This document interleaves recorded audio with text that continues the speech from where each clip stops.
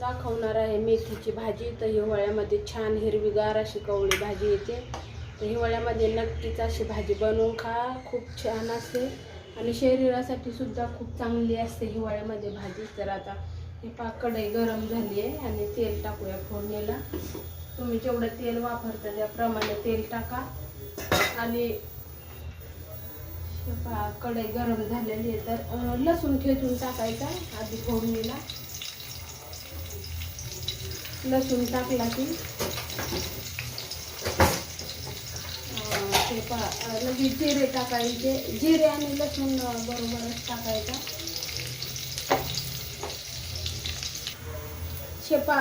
जिरे आणि लसूण असे लाल झालं, चांगलं परतून झालं का हिरवी मिरची टाका. बारीक चिरून घेतलेली हिरवी मिरची किंवा तुम्ही लसूण हिरवी मिरची त्याची कुटून सुद्धा टाकू शकता मिक्सरमध्ये. तर आता सगळ्यात आधी भाजी टाकायची आपल्याला.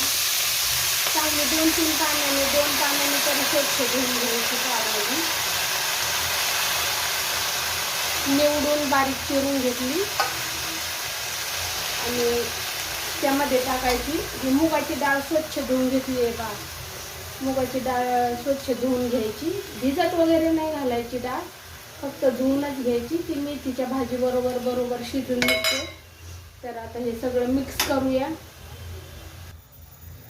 हे आता चवीपुरतं मीठ टाकायचं आहे आपल्याला आणि मीठ टाकून झाल्यावर शेंगदाणे भाजून त्याचा कूट करून घेतलेला आहे पहा. आपल्याला पाहिजे तेवढं तुम्ही टाकू शकता कूट. छोट्या चमचनी 2-3 चमच टाकलाय. आता हे सर्व मिक्स करून घ्यायचं. हे छान मिक्स करून घेतलंय सगळं आणि ह्या भाजीला अंगचंच पाणी सुटतं. आपण धुवून घेतलेली असते ना भाजी आणि हिरवी, त्याच्यामुळे मीठ वगैरे टाकलं पाणी सुटतं त्याला. पाणी वगैरे टाकायची काहीच गरज नाही आहे. आता एकदम स्लो करायचा गॅस, एकदम खूप म्हणजे खूप बारीक करून ठेवायचा आणि त्याच्यावरती हे झाकण ठेवायचं पहा. तर 7-8 मिनिटांनी पाहायचं आपली भाजी. हे पहा ही झाली भाजी तयार आपली. हे पहा सगळं पाणी वगैरे आटलं आहे त्याच्यामधलं आणि हे पहा कसली हिरवीगार छान. आणि मुगाची डाळ सुद्धा म्हणजे खूप गाळ नाही होऊ द्यायचा भाजीचा.